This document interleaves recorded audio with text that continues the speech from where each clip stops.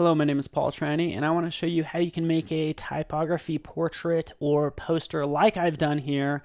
This one actually just won a contest, and I've been asked about it a lot, and quite frankly, I have some issues with it because I think my neck looks really funny there.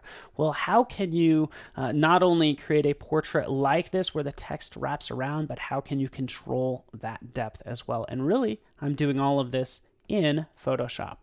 So all you need to do is start with any photo you might have, convert it to black and white, and this is what I want to do. And quite frankly, this is what happened, is this was a little too bright. So what you want to do is you just want to use the brush tool and make it darker. So wherever you want that particular element to wrap around or recede into the background, you want to paint and make it a little darker, okay? There's a reason I'm painting on the actual photo. It's because I'm going to use layer modes, and that's how you're going to get the correct depth map. But nonetheless, paint and get this the way you want it to look, lights and darks, and ultimately you're going to make a PSD that is blurry like that, okay? So this is your depth map or displacement map that you're going to see in a second. But nonetheless, this is my photo. Okay, so now I need that text, and I want that text to wrap around this photo, and that's where this layer comes into play. So this layer right here looks great, happens to be a smart object. I can double click on it. You can see all that text right here.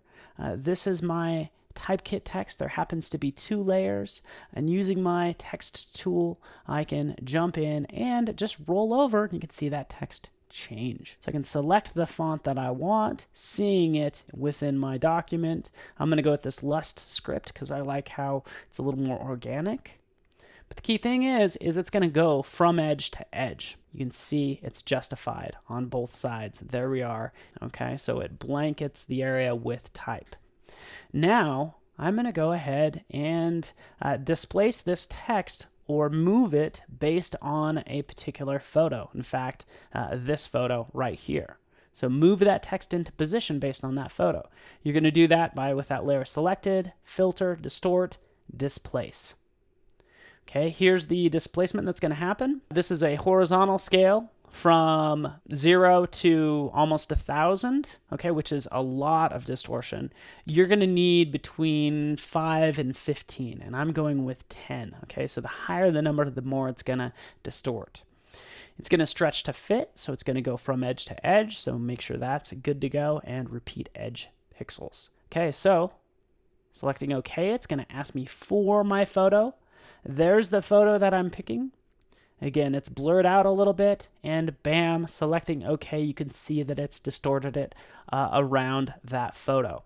And I can do more with it. I can go in and use liquify to, say, for instance, just kind of distort my forehead, kind of bulge it out, if you will, a little more, just like that. And I've made that a little more round up here.